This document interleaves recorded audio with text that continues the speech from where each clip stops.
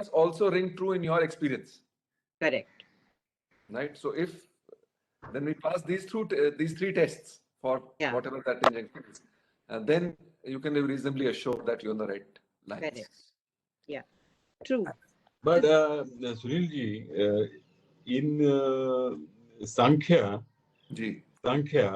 Karika, the second or third Karika says that all these things are of no use when you want to overcome suffering. What is of great use is the discriminating intellect. That's what the Sankhya Karika says. I think second or third one. Right. That's absolutely true. However, so the last thing that you mentioned, the third thing that you mentioned, right? So Yukti and Anubhav, those are important according to. I mean, that's my understanding. So yes, so sir, we should. I feel we should take it as a graded, stepwise approach. Right. That at the end of the day, see, if you develop vairagya, if you're able to see through the true nature of the, Jagat, Maya, reality, you don't need any of the yogic techniques at all. Just that vairagya is enough to get you to, right? Because we are so heavy conditioned, either on account of our past or account of our experiences so far, we have developed such a blinkered view of reality that it takes effort only to, kind of beat through that layer of conditioning. So if we have, a laser in the form of discrimination, then that's very good. It will cut through that, however thick the wall is. But till such time as the discrimination is not sharp, only that we can use some of these practices, admittedly very inefficient. These practices will, you can keep doing them for lives together, and they will only take us, bit by bit. It's not at all, fast, but then better than nothing. Till discrimination is developed. Right. Okay. So shall we end chapter 16? Yes. Om Tatsaditi Srimad Bhagavad Gitasu Upanishatsu Brahma Vidyayam Yoga Shastre Shri Krishna Arjuna Samvade Daivasura Sampad Vibhaga Yogo Nama Shodashodhyaya. Om Shri Paramatmane Namaha. So before we begin, one more thing we learn from this Pushpika at the end of every chapter is that Yoga Shastri, it's a Shastra. It's a Brahma Vidya. It's a Vidya of the divine. And so this is also a Shastra which one has to follow. Yeah. Yeah. So we'll go to chapter 17. If I may just mention, sorry. I mean, having gone now over these months, as we have gone, moved through these, I feel there is no better Yoga Shastra. It's not fair to kind of compare, of course. I mean, Patanjali Yoga Sutras have their own absolute, beauty and utility.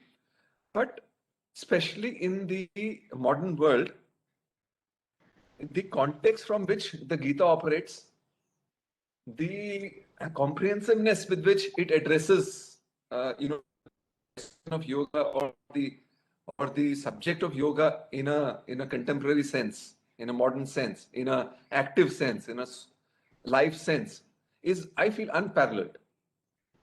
Yeah. And it obviously, stood the test of time. It has stood the test of time. It's older Yes. than the Sutra. It's older than the modern scripture, the other later scriptures. So, correct, very true. And the one is Yoga Sutra. Yeah. And the other one is the Yoga Shastra. So Sutra requires a lot of understanding and reflection and meditation. So Correct. Sutra is meant for somebody else, and Shastra is meant for somebody else, some other audience. Yeah. Shastra is more for the common audience, and Right. Sutra.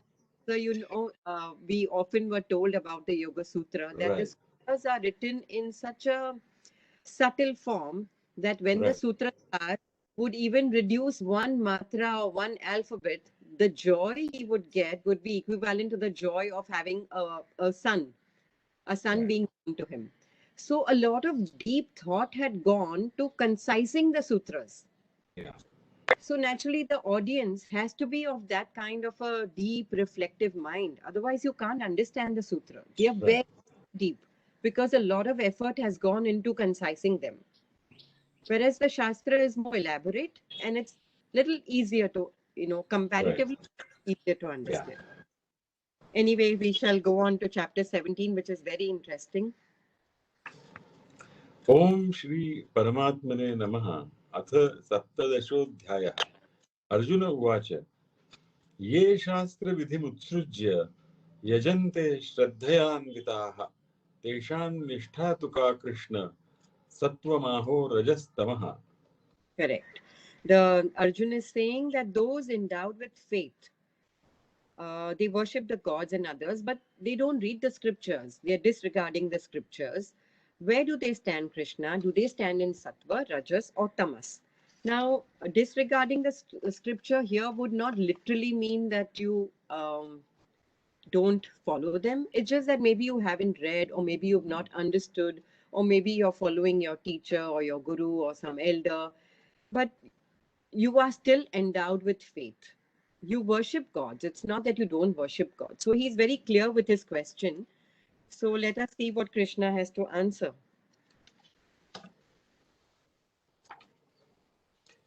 Shri भगवान् उवाच त्रिविधा भवति श्रद्धा देहिनां सा स्वभावजा सात्विकी राजसी चैव तामसी चेति तां शृणु।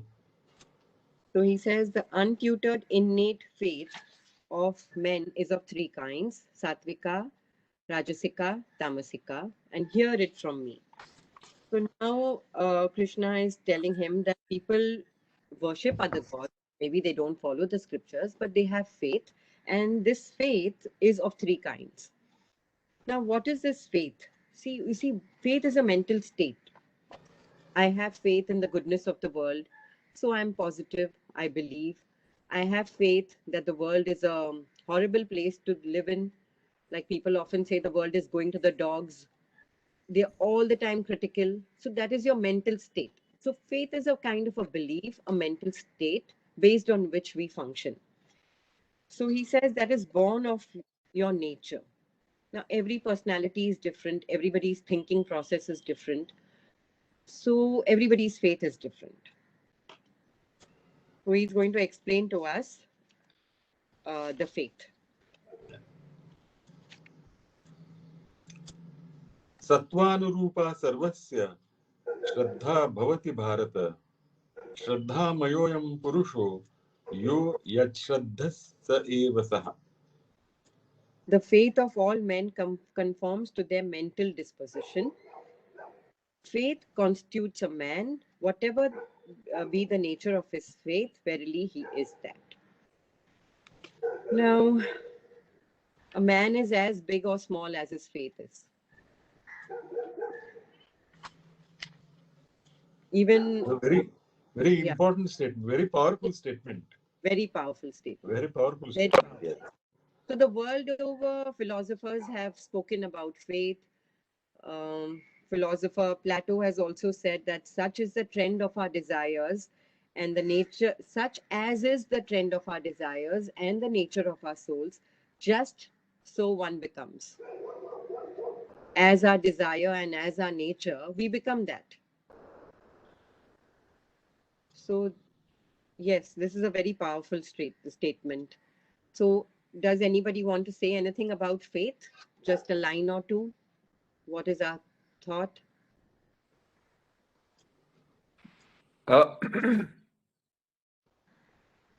That's there's no question more important than this actually, because with faith is almost equivalent to faith is in a way the counterpart of vairagya. Why do I say so? Because vairagya depends on your own intellect or discrimination. Faith, is a medium through which you are utilizing somebody else's evolved form of intellect or discrimination. Yeah. Since you don't yourself, have what it takes to be discriminative yet, so you have faith in somebody else who has developed that ability. Correct. And so by proxy, you are able to move through. So what could be really more important than that? Yeah. Very true. But now Huh. the modern world is moving exactly in a reverse direction. With the scientific scheme of things, Yeah. what is being taught is sandeh, doubt, Yeah. right? Everything, ask questions, ask yourself, exhaust logic, Yeah. right? And Yeah. then you move forward. So, and I don't see ages already have their own characteristics, and you and I can do very little to modify that, Yeah. right? So if it is a scientific age, it is a scientific age, and there is a certain merit to science in Yeah. that rationality and empiricality is helpful to kind of go in the right direction. Like we said, logic is the second step. It's helpful, Yeah. go, but it only takes you only a little distance. See, logic by itself is very, very incomplete. First of all, logic by itself, can be used to serve any end. Correct. You can justify absolutely anything by logic. Yes. Yes. So, so So faith basically therefore, goes beyond the intellect. yes, that's right. Yes. So I would say in some ways, if we are able to utilize both, in that we incorporate logic, maybe we begin with logic, right? And where logic exhausts itself, then we go with faith. That's something I feel which will be more comprehensive, which will also flow well with the current epoch Yes. we live in, and I think will be useful as a mode of sadhana. Very true. Sunilji, Yes. when we when we look at this verse, yo yat shraddha sa eva saha. That Ji. means even if you are, say, somebody wants to attain vairagya, somebody is in a way moving in the direction of vairagya, Ji. he is already looking at the possibility of being vairagya yukta. Ji. So that possibility is a belief. And in that sense, even if a person is going by logic, he is going by the possibility that logic will lead him to his goal. So in that sense, that is his shraddha. Ji. So, I mean, when I look at this particular line, yo yat shraddha sa eva saha, that means my belief gives me my character, everything. My Correct. character, my disposition, my Yeah. goals, whatever. Very, very, Absolutely. very. Very. So that is, I think, the first line is Shraddha Mayo Yam Purusho. Hmm. That means he is you. But the second line is what follows is more important. That Yo Correct. Yat Shraddha Sa Eva Saha. Yeah. That means that becomes his whole character and personality, or whatever you say, Correct. whole That's- being. Yeah. So this chapter is called the threefold, the division of the faith, the threefold Right. division of faith. So the faith has to be made purer and purer, sattvic. So we'll read this in the next verses. So Sorry, can I just, Yes. can I just, sir, in the course of life, in fact, the beauty of life is when our belief systems continue to evolve. As and how, when they come face to face with life and situations, every belief system, kind of reaches its limitation. And then we, through discussion, logic, thinking, intellect, we modify that belief system. Like when we are young, our belief is that, look, the force of my personality is all that is required to, succeed in life. When we come to middle age, somehow we figure that taking others along is important towards attaining some kind of a lasting success. And I think the further stage to that, we redefine success itself. This is all that we do in this, external situation is neither here nor there. This is just entertainment. At the end of the day, how have I evolved? Now, there could be variations of this. I'm only saying that belief systems also continue to evolve. So yes, and it's always good, I think, to start out with logic because you can't really go wrong. No faith, by the way, no faith or no genuine faith ever, asks you to be illogical. They ask you to transcend logic, yes, for sure. That's because our senses and our intellect has limitations. So somebody will say that, look, please don't limit yourself to this. But I have yet to come across somebody who is deliberately illogical in the name of faith, or at least any credible person. Yes, so there are specific people who are illogical in the name of faith. So we shall read about them in the next one. Okay, so we'll go to 17.4. यजन्ते सात्विका देवान् यक्ष रक्षांसि राजसाः प्रेतान् भूतगणांश्चान्ये यजन्ते तामसा जनाः. Correct. So there are people of all kinds based on faith. Men of Sattvika disposition worship the gods. Those of the Rajasika temperament worship demigods, the Yaksha or the Rakshasas. And the others of Tamasika disposition worship the spirits of the dead. So this is very clear that the Sattvic people worship God. And Yaksha, who is a Yaksha and a Rakshas? So Yaksha is Kuber, the god of wealth or the minister of wealth. And the Rakshasas are defined as the brothers of Yaksha, of Kuber. So the Rakshasa people are more into wealth and greed and power. And the Tamasic people, they follow the Buddhas and the dead spirits. So now we'll go to the next verse and see what the next verse is saying.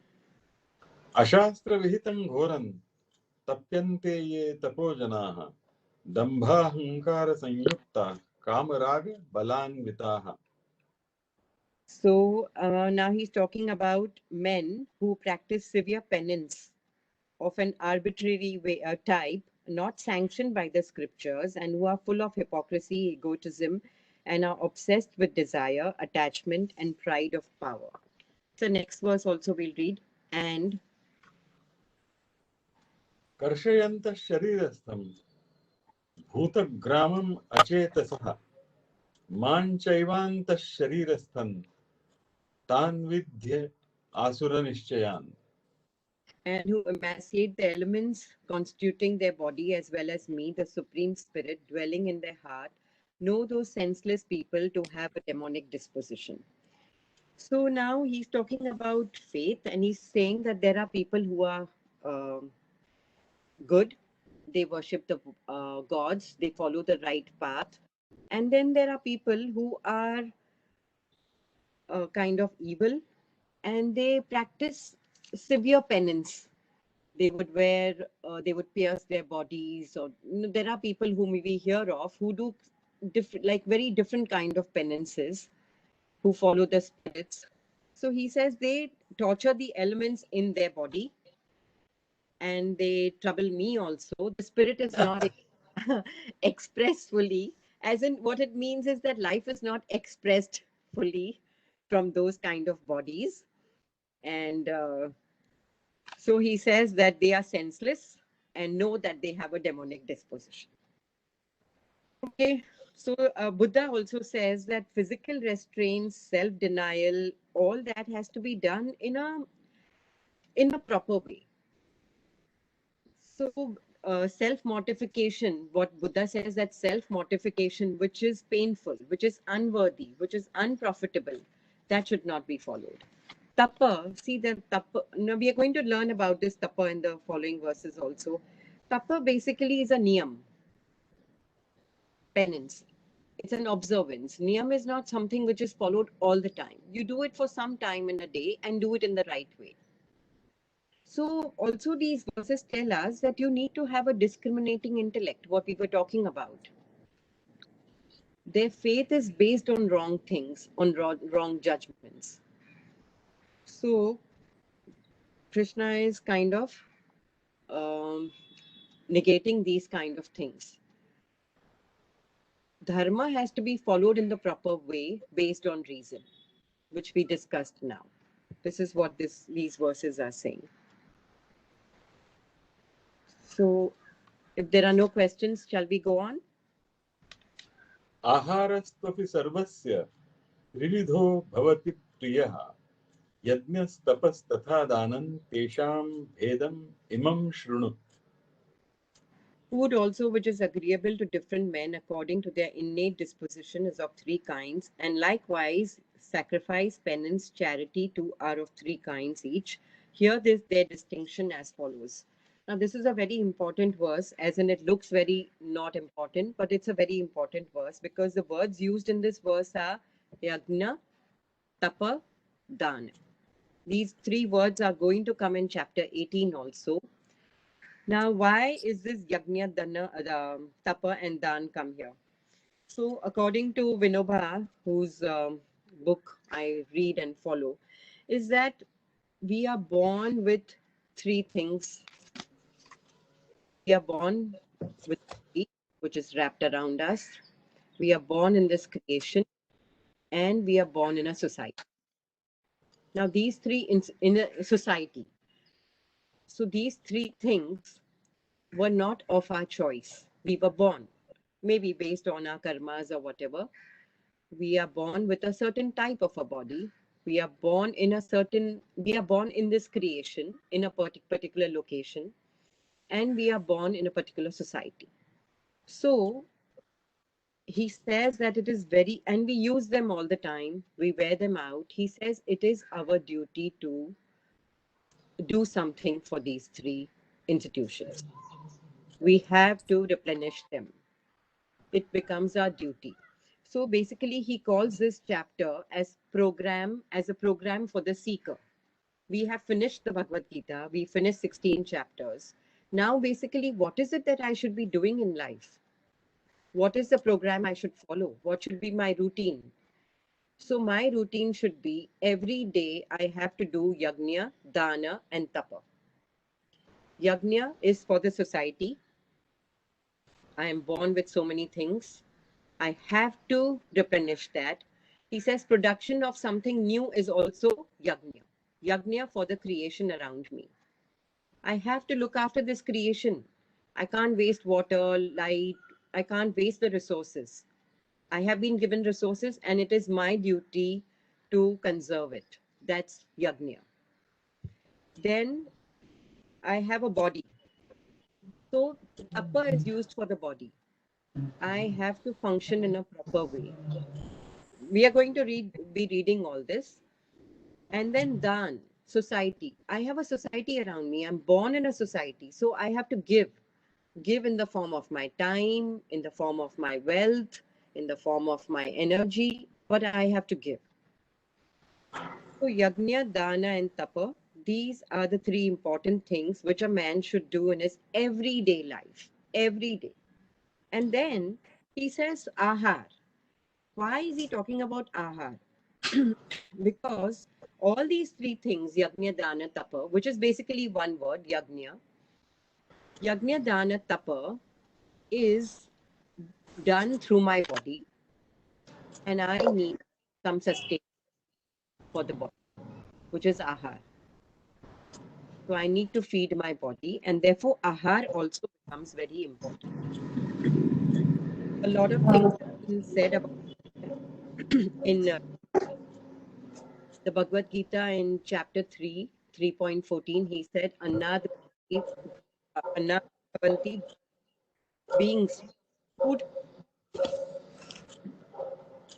We come from food. So food becomes a very important part of life. So we are reading about food now. In the Upanishads, they talk about Annam Brahma. food is Brahma. So we'll read. आयुस्सत्व बलारोग्य सुख प्रीति विवर्धनाः Russia Snigdha स्थिरा हृद्या आहारा सात्विक प्रियाः. Yeah. So all these four things which he has mentioned in 17.7, Ahar, Yajna, Tapa, and Dana, he's going to break them up and he's going to tell us the Sattvic, Rajasic, and the Tamasic nature. And what is it that we should do? We should try and make all these four things as Sattvic as possible. So he starts with Sattvic Ahar. So he says, Ayu, the foods which increase life or longevity. Sattva, they add purity to the body, but they give strength or vigor. Arogya, they give health. They give sukha. They are preeti, that means you like them. They give you good or like they are appetizing and they increase cheerfulness. They are likable. These and they so Vivardhana is increase, they promote. And the foods which are rasya, which is succulent or juicy. Now, which foods are juicy? How do we understand? This is very important. How do we understand juicy? What do we mean by juicy foods? Any answer to that? That which Sorry, hydrates. what is the question? I said he's using this word rasya, juicy, Yeah. juicy, succulent. What foods would come under juicy? What is our idea of that? Those So which hydrate the body. yeah, so naturally our obvious answer would be juicy, which have juice in them. No, but juicy means something which is fresh. Ah. See, he's not going into you should eat this food or that food, but he's saying something which is juicy, which is fresh food is juicy. As you make it more and more stale, it becomes dry, and that is not okay. Something which is very fresh. Okay, snigdha, which is greasy, oily, fat, polygenous. Sthira. Sthira is substantial, which is lasting in the body for long, which you don't feel hungry every 2 minutes, like something which is more filling. Even among fruits, you have fruits which are pulpy, which are more filling, like a banana would be more filling, a chiku would be filling, a mango, or there are some watery fruits which are not filling. You may feel hungry soon after. Sthira. Then hridaya, which are agreeable. You like them. They are not tasteless. You like to eat them. But at the same time, they are fresh. They have a certain amount of grease or fat. So basically, this talks about nutrition. Now, these ahars, they are dear to the Sattvika people. So we just have to go by this. And whatever we can read into this, we have to follow that. So this will rule out a lot of processed food, no? Exactly. So we are coming to the next verse, which is we are coming to the next verse, which is going to tell us which are the foods we should avoid. So Krishna has been Katvam lavanatyushna tikshna ruksha vidahinah ahara rajasasyeshta dukkha shokamaya pradaha. correct. So he says katu, katva, tu. So what is katu? Bitter. Then lavana, salty. Atyushna, amal, sorry, sa foods, amal. Atyushna, very hot, excessively hot. Tikshana, pungent, which are very sharp in taste. Ruksha, dry. Now there he says juicy, here he says dry, without fat. Without fat also could be dry or, dry foods, which are burning, vidahin. Now these ahars are liked, ishta of the Rajasya people, are liked by the Rajasic people, and they give you dukkha, shoka, amya is disease or sickness. They produce. So, kattu, bitter. Now, you may say that Karela is bitter, but then seasonal fruits which are juicy, which are there in the season, which are fresh. Fresh food, they have to be eaten in a naturally. See, in chapter 6, he's already said that Yukta Ahar Vihar. Yukta Ahar is moderation. You have to eat foods in moderation. That has already been explained.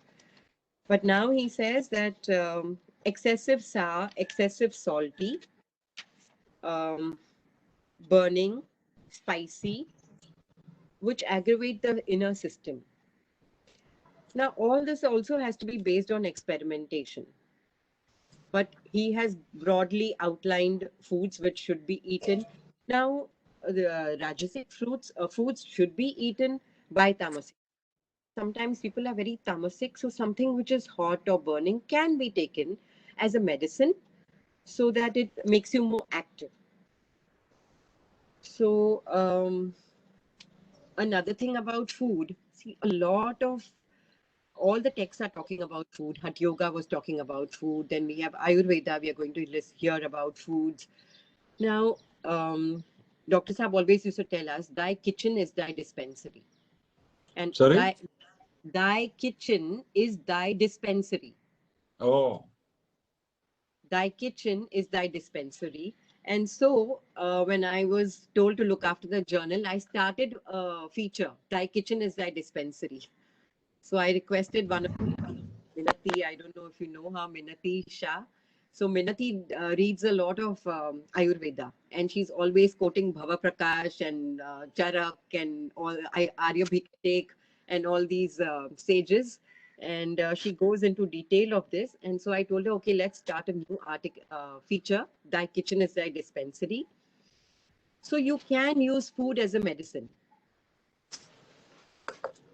sweet is excluded, Ashaji. Sweet is Sweet is excluded not in really there. mentioned, but then it says that foods which promote, which are preeti.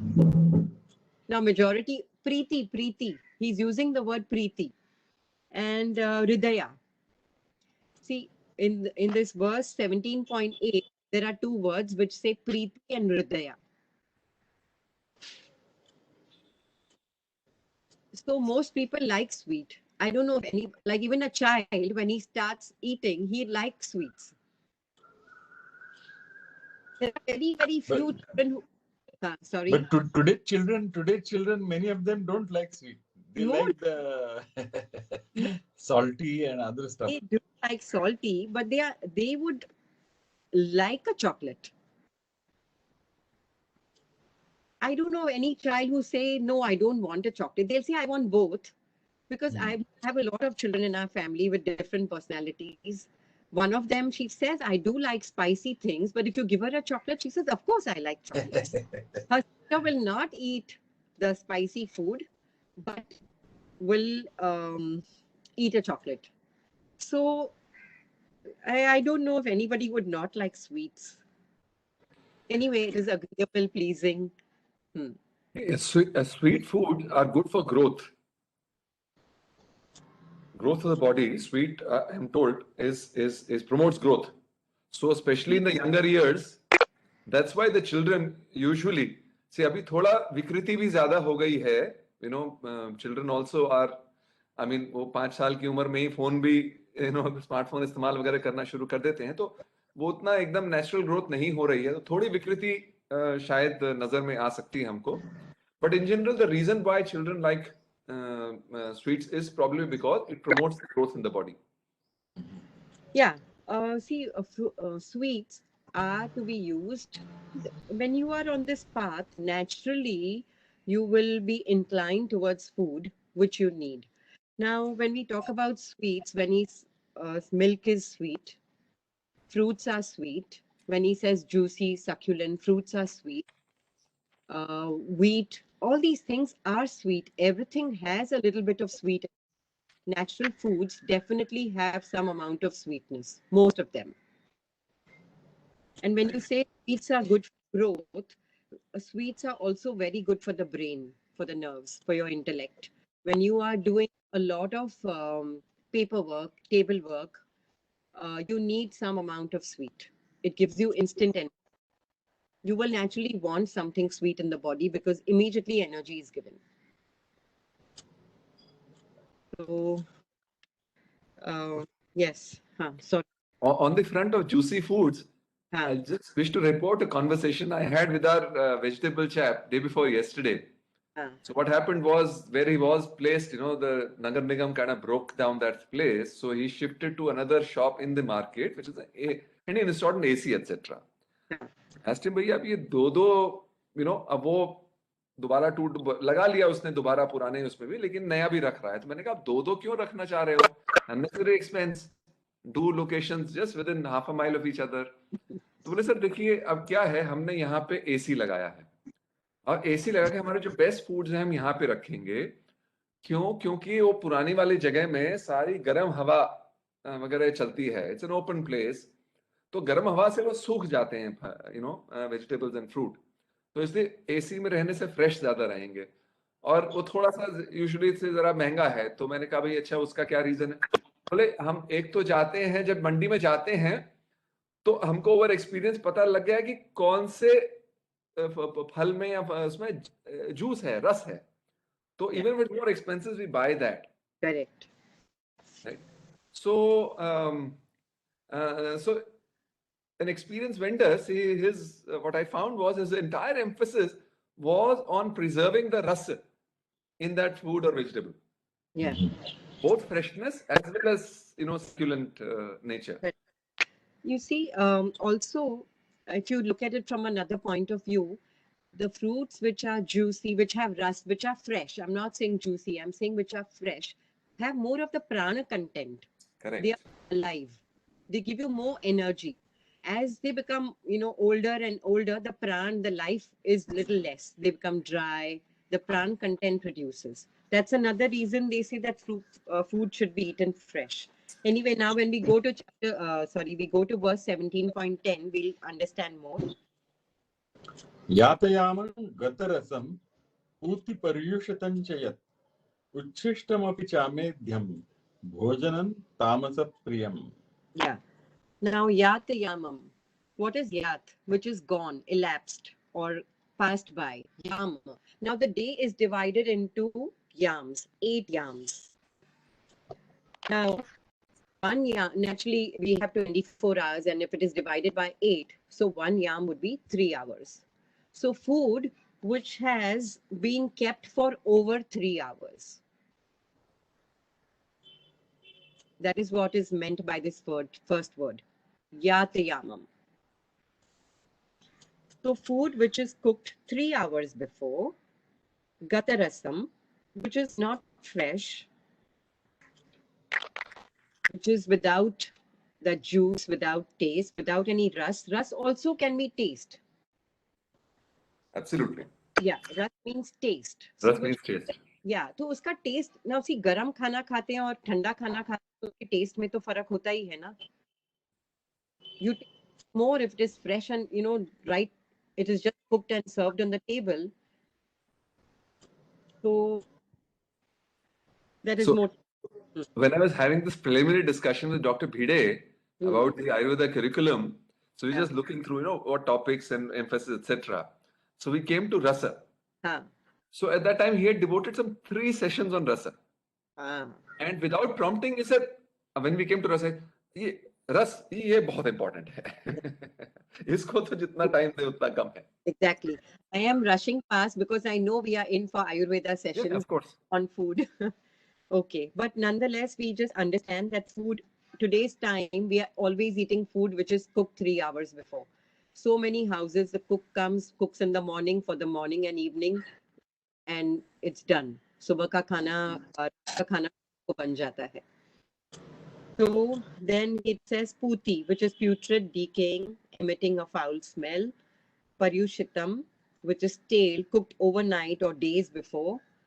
So the processed foods, which are cooked, packed, cooked for months together. Expiry date is sometimes 1 year, 12 months, 18 months. All kinds of medicine, everything comes in this category.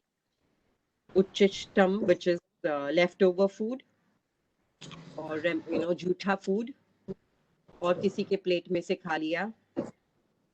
It is unfit for sacrifice. There's no word for uchishta in English, no? Or there is? Leftover, refuse. Yeah, there is no like one word. Leftover food or food which is, food leftover only, I think. So, a food which is unfit for sacrifice, impure, these are the categories of tamasic food. So, obviously, we have to make food as sattvic as possible. We have to make everything in our life as sattvic as possible, which we already learned in chapter 14. But now we are going into details of our life. What areas specifically we should make sattvic? Food is a very important area which has to be sattvic. So, a lot of attention has to go to what we eat, how much we eat, when we eat, how we eat. Okay, so now we'll come to Yajna. अफलाकाङ्क्षिभिर्यज्ञो विधिदृष्टो य युज्यते यष्टव्यमेवेति मनः समाधाय स सात्विकः. Sacrifice which is offered as ordained by the scriptural injunctions by men who expect no return and who believe that such sacrifices must be performed is sattvika in character.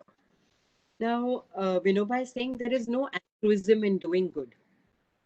He says we are born into this creation. We've already received so much. The fruits are there, the flowers are there, the food is there, the birds are there, nature is there, sun, moon, everything.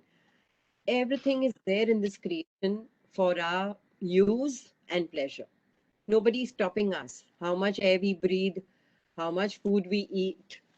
Nobody is stopping us. We can grow our own food. Nobody is going to put an end to that. This universe is free for us. And so he says, what is yajna? Yajna, he's saying, return to soil its fertility.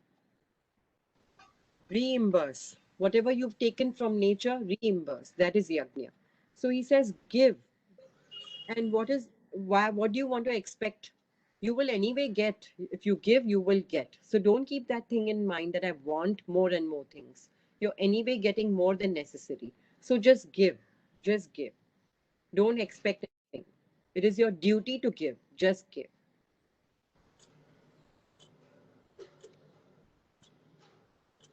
So we'll read the next verse. अभिसन्धाय तु फलं दम्भार्थमपि चैव यत् युज्यते भरतश्रेष्ठ तं यज्ञं विद्धि राजसम्. So he says there are people that sacrifice, however, which is offered for the sake of mere show. Damba. There are people who just do things for display, for show. With an eye to its fruit, know that as to be Rajasika. I will do it only if I get the result. Otherwise, why should I do it? Why should we do it? We should do it because we've already got. It's a debt we are repaying. We've already taken so much. But if we say, why should I do it? Why should I keep my building clean? Why should I bother? Let the secretary bother. Let the other people bother. So I don't want to, like, I don't know if it's a good example to share. I mean, getting too personal, but you know, ऐसे होता है हमारी building में भी होता है कि किसी भी बिल्डिंग फ्लो की लाइट चली जाती है तो यहाँ वॉचमैन आता है, मैम लाइट चली गई है, लिफ्ट बंद हो, तो लिफ्ट का नंबर सबके पास है, आप खुद क्यों नहीं फोन कर लेते हो? Is my question. Of course I do it, but not to be proud, but अभी somebody has to take responsibility. मुझे हमेशा ऐसे लगता है कि it's a cooperative society. You have to cooperate with each other and you have to do the work. You can't say go to this flat number and tell them to call the lift person. I mean, there are 3 office bearers and everybody has the number, but it's like sometimes it just, you know, gets a little upsetting.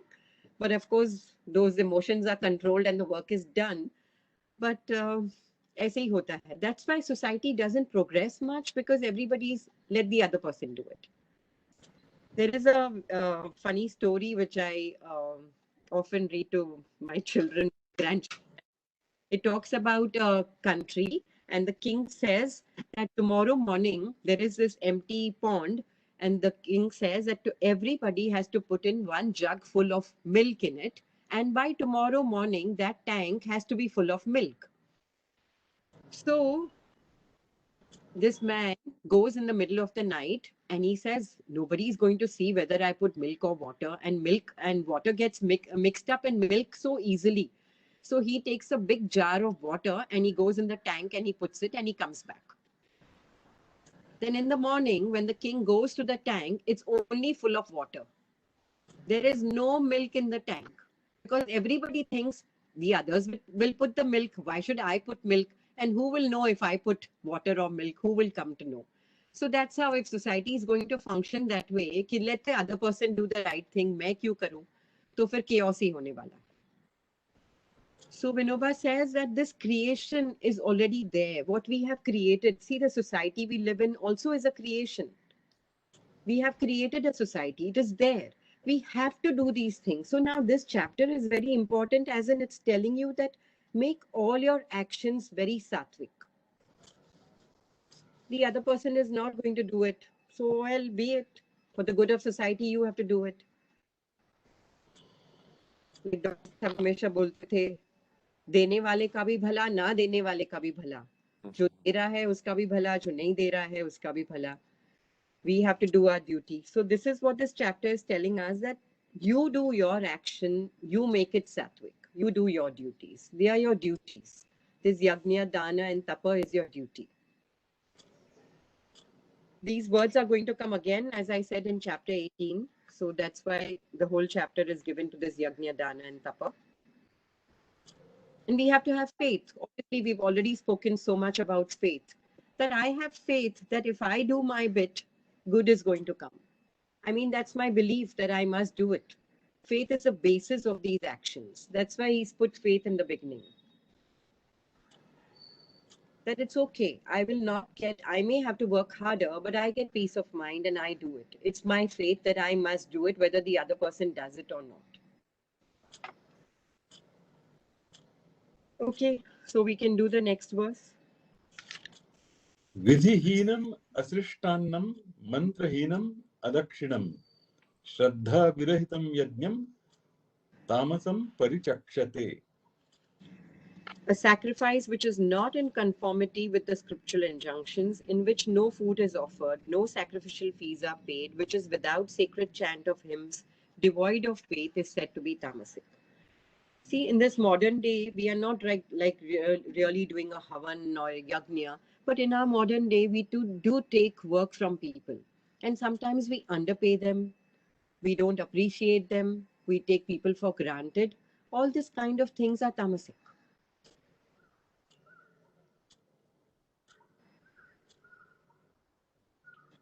So you don't follow the scriptures, you don't distribute food, you don't do it with a good feeling, you don't pay fees, dakshinam. So all this is, exploitation of people. That is tamasic, where you exploit another, when you exploit a human being. Okay. So now after this yajna, we are coming to tapa. And tapa, like I said before, is more for the body. So the body, he's talking about tapa. Devadvija Guru Pradnya Pujanam Shauchamarjavam Brahmacharyam Ahimsa cha Shariran Tapa Uchyate. Yeah. Deva Dvija Guru Pragnya Pujanam. Now you puja, whose worship do you do? Kisko pujte hain? Deva, the gods, the Dvija, the Brahmins, the Guru, and the Pragnya, the wise, the people who have gained the right intellect because of study, who are wise, who have gained experience and who live by their experience. And then he says their purity, shaucha, cleanliness, arjavam, straightforwardness, brahmacharyam, ahimsa. These are all tapa of the body.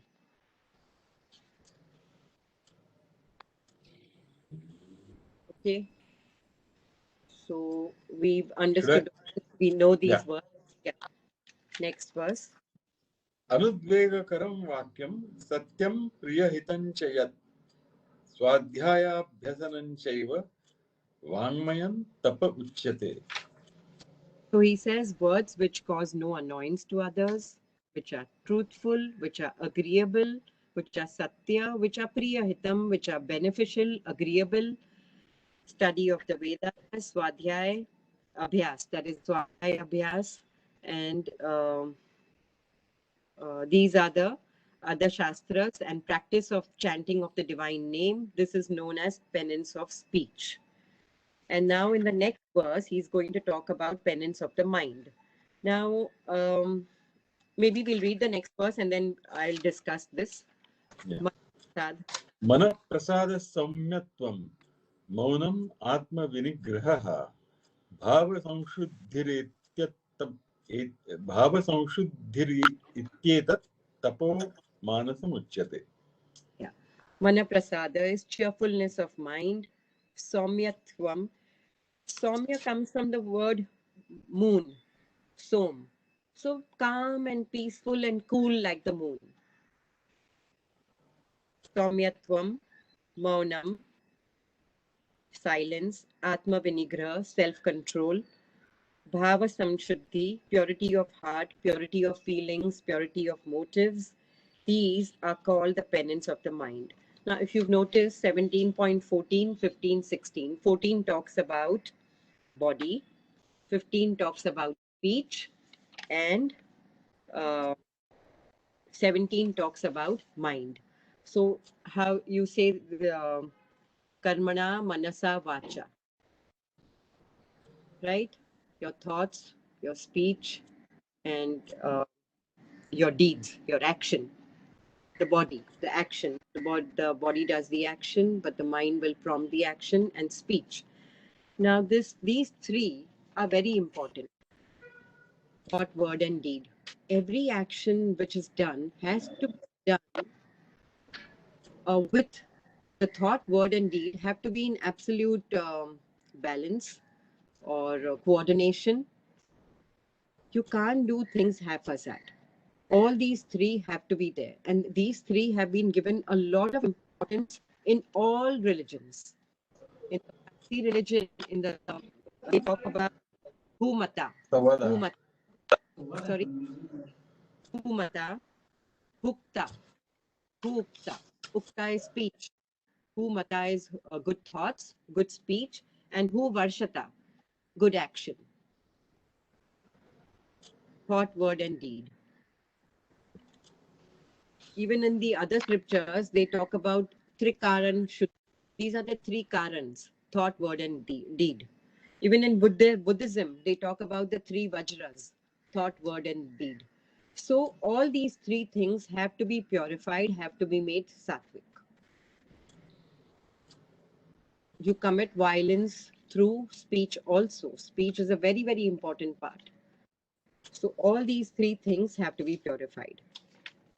And when he talks about speech in 17.15, he says, speech which does not cause disturbance, anudvega,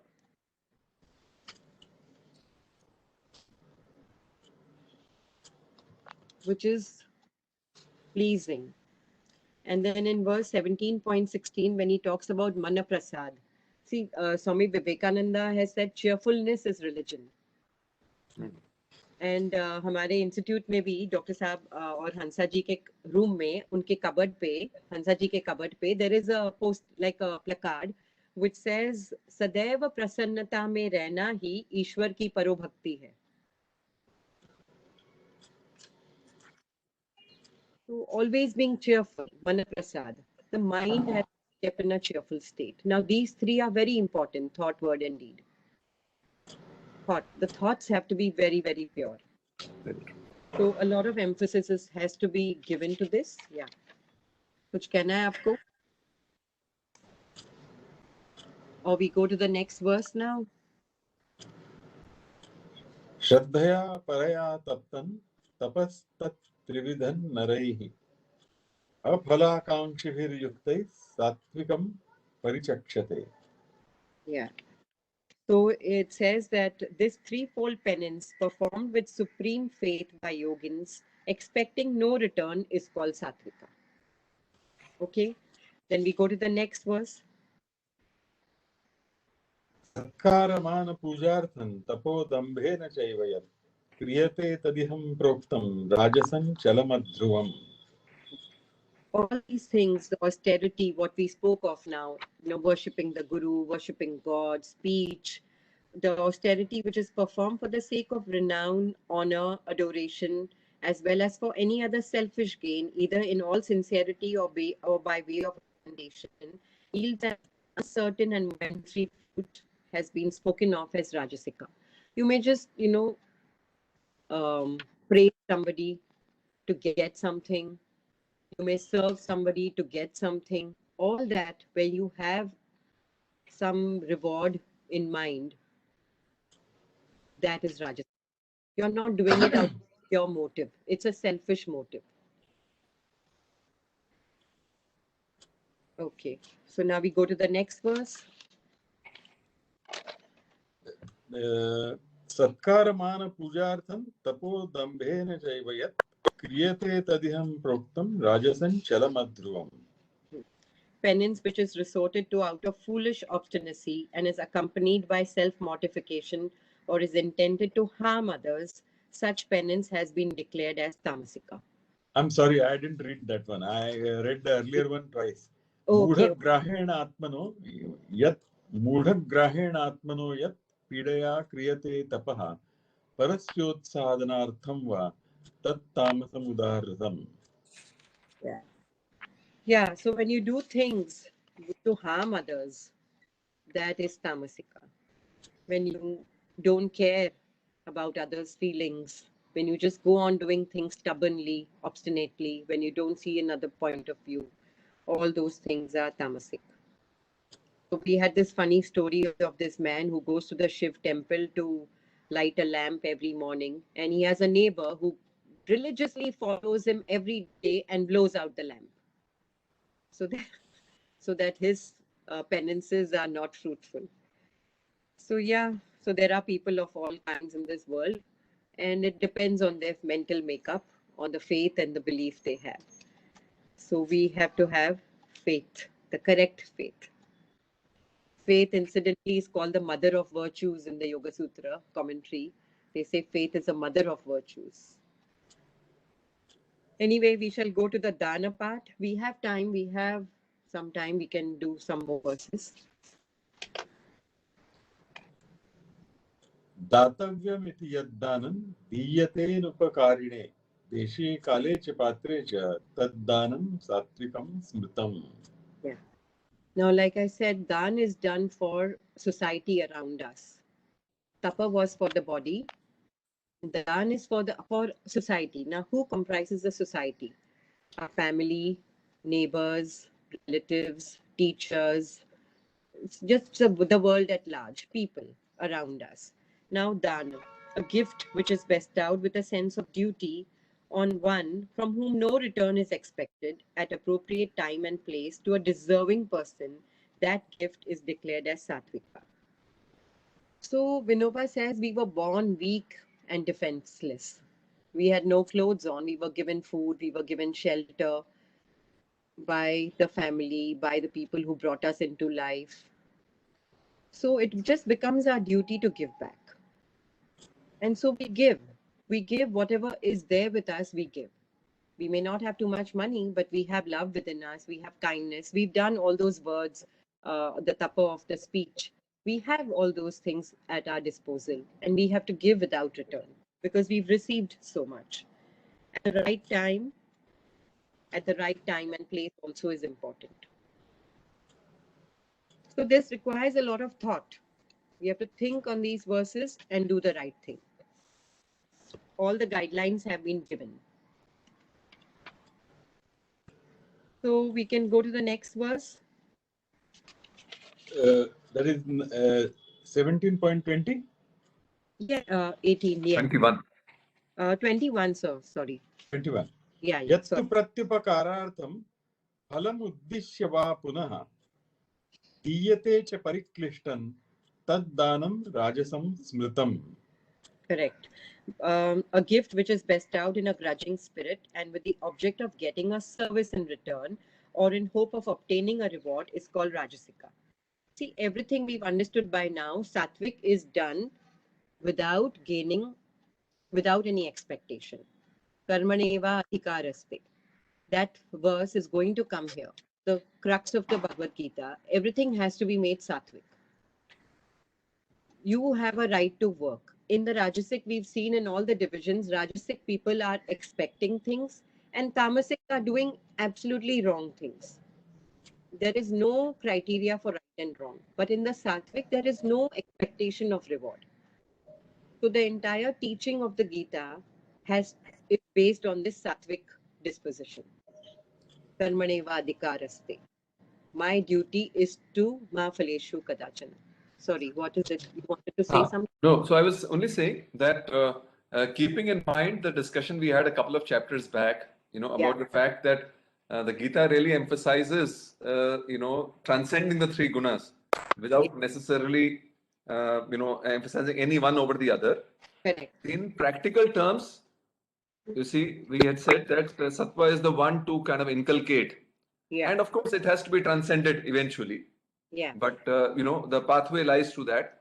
Yeah. I would just propose another way of, stating this is the capacity to be constructive in nature, right? Is the what differentiates dharma from sansar, let's say, though at some level the two are the same, but in pragmatic terms, dharmic pravritti and a sansari pravritti. A dharmic pravritti is marked by a constructive outlook and approach, which can only happen when we don't regard others as foreign to us, that we Correct. regard all as one. Yeah. And sansaric, one of the characteristics is that they define their boundaries very, very, sharply. That is me, Yeah. and that is my family, and that is this, that is this. Yeah. So, Bhupathi sir, so an alternative way of looking at the various types of tap and yagya and dan and all the other qualities are that if we have to sustain our constructive orientation, that is, we try and build rather than we try and do the opposite, is that the constructive tapa, the constructive yagya, the constructive dana, that is that which is done without expectation of reward, etc. One way of looking at it is it's for sustaining our constructive outlook, or another way, appreciative outlook. True. Yeah. Yeah. So in chapter 14 also, like Vinoba puts it, he doesn't say that you have to, like he says that Rajas and Tamas have to be fully eliminated from the system. They have to be conquered. They have to be totally subjugated. And one has to function from a sattvic standpoint, from a sattvic perspective, or from a sattvic kind of a behavior. You have to use that, because as long as you have a body, you have to be in one mode or the other. Yes. And then he says, but how to make sattva purer is by continuously doing the right action, you lose pride of sattva. Then it becomes a part of you. Like Sri Ramakrishna, when he goes to have a bath at the river and he sees the scorpion, and he continuously tries to save the scorpion, and the scorpion is going on stinging him. So the onlooker is asking him, why are you so foolish? Why are you saving the scorpion when it's continuously biting you? He says the scorpion is doing its dharma. I can't have any ill will towards it. It cannot see the other way around. I have to do my duty because that's my nature. So when I go on becoming sattvic, when it becomes my very nature, when I have no ill will, no anger, no hatred towards a scorpion, or a scorpion as in towards anybody who's not okay, who is a tamasic kind of a person. When I see that equality in everybody, when that sattva becomes my nature, then I have set to transcend sattva. So I have to make myself more and more sattvic. That has to be the effort. So we can do one more. We have 2 minutes. Oh no, we have only 1 minute. No. So maybe we can keep it for next time. You were saying something, sir? I was saying that Yeah, it's Okay. I thought she's saying another verse, but then she said that time is up. so you can read another verse. We have half a minute. You can just read it. Adesha Kale. अदेशकाले यद्दानम् अपात्रेभ्यश्च दीयते असत्कृतम् अवज्ञातं तत् तामसम् उदाहृतम्. Yeah. So a gift which is made without good grace and in a disdainful spirit, out of time and out of place, and to undeserving persons, that is said to be tamasika. So where you just give it very grudgingly, you do things very grudgingly, that is tamasic. You have got, but you want to give very grudgingly. You've got more than necessary, but you don't want to give. Miserly people. So that is tamasika. So we are not elaborating on this tamasika thing. We've understood, and anyway the time is over. So next time we're going to see these beautiful verses of Om Tat Sat. Ah. So we'll end today's class here and go on with a very nice beginning in the next class. Okay, namaste. Namaste.